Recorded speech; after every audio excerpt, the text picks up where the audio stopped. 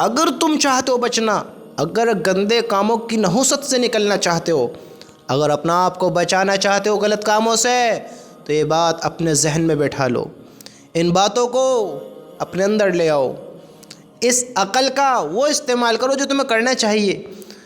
پھر ہم کہیں گے کہ شیطان نے ہمیں بہکایا، شیطان نے ہمیں غلط کام کرا دیا۔ نہ نہ نہ نہ نہ نہ نہ، شیطان نے نہیں، شیطان نے نہیں، شیطان نے تو دعوت دی تھی، شیطان نے صرف وسوسہ بنایا، شیطان نے تمہارے ہاتھ پیر نہیں باندھے، شیطان نے ہمیں بند نہیں کیا۔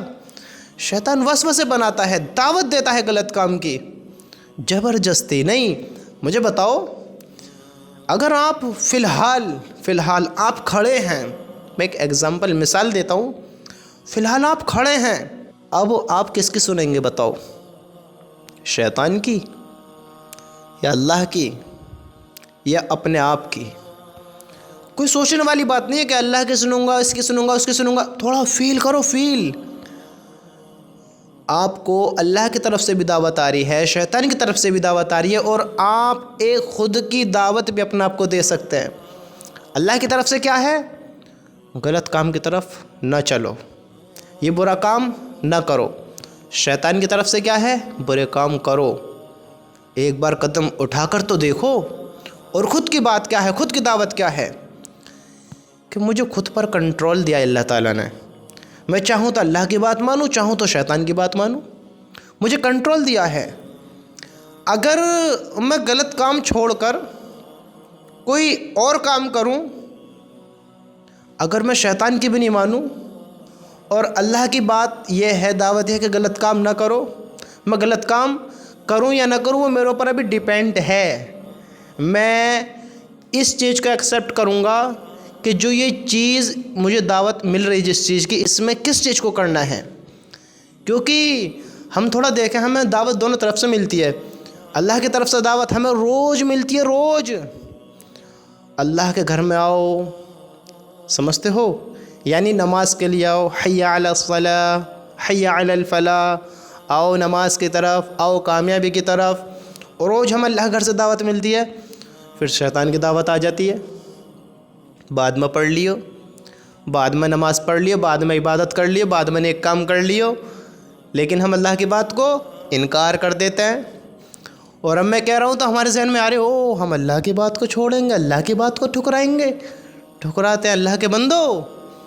اللہ نے جنت اور جہنم کا جو فیصلہ رکھا ہے، یہ ہماری سوچ جو ہے، ہماری عقل جو ہمیں یہ اجازت دے گی کہ تم پر ڈیپینڈ کرتا ہے، کسی کی بات مانو، اس کی مانو، اس کی مانو، کامیابی تم خود دیکھتے ہو۔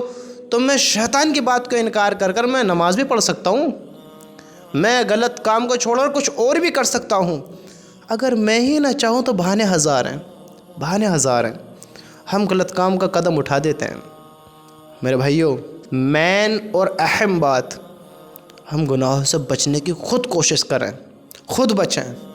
سب سے جو یہ کام شروع ہوتا ہے غلط کام کا، سمجھتے ہو، اس کی شروعات جو تھی وہ کہاں سے ہوتی ہے؟ جب ہم اپنے فونوں میں اسکرول کرتے میں گندی ریل دیکھ لیتے ہیں۔ ہم روڈوں پر، بازاروں پر، چوتروں پر بیٹھ کر، چل پھر کر جو گندی چیزیں دیکھتے ہیں، اس نظر کو گندی کرتے ہیں، خراب کرتے ہیں، اس کی یہ نحوست پھر ہم پر ہوتی ہے۔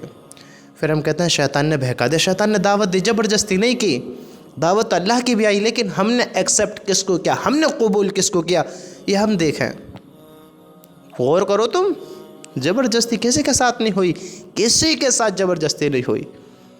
ہم ذرا سوچیں، اگر ہم ہی نہ چاہیں تو بہانے ہزار ہیں ہمارے پاس، بہانے ہزار ہیں۔ اگر ہم ہی نہ چاہیں، میرے بھائیوں، اپنے آپ کو گندی چیزوں سے بچاؤ، اپنے آپ کو یہ گندی ریل دیکھنے سے، یہ ذہن کو پاک اور صاف کرو، اس ذہن کو گندا کرنے سے بچاؤ، بچاؤ، بچاؤ، تب آپ گندے کام سے بچو گے۔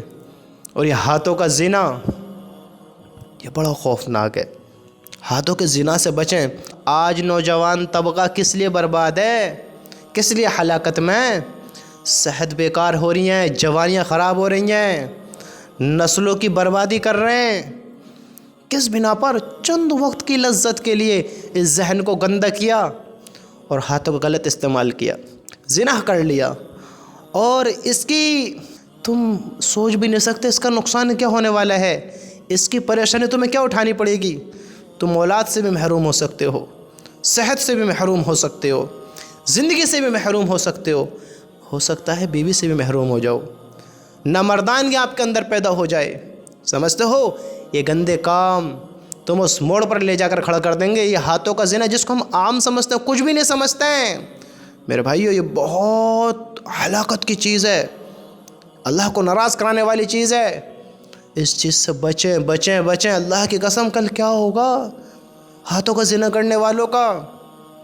آپ نے اللہ کے ارشادات نہ سنے ہیں، قیامت کا منظر نہ سنا ہے، قبر کا حال نہ سنا ہے۔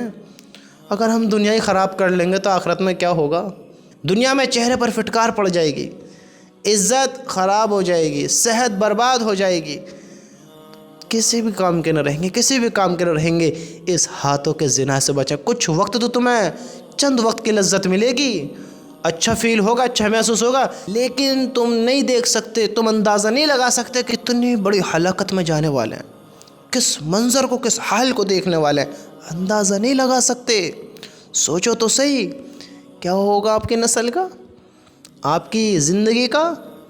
اس زندگی کو اس طرح برباد کر دیں گے، اس طرح ہلاکت میں کر دیں گے، کیا ہوگا تصور تو کرو۔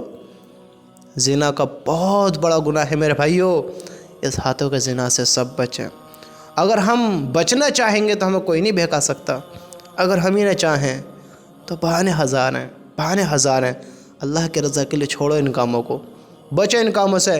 یہ کام سمجھدار کے لیے اشارہ ہی کافی ہوتا ہے، لیکن میں پھر بھی کہہ رہا ہوں یہ کام تمہاری دنیا اور آخرت دونوں خراب کر دیں گے، اور جس کی دونوں خراب ہو جائے اس کا کیا ہوگا تم سوچو تو صحیح، غور تو کرو ذرا۔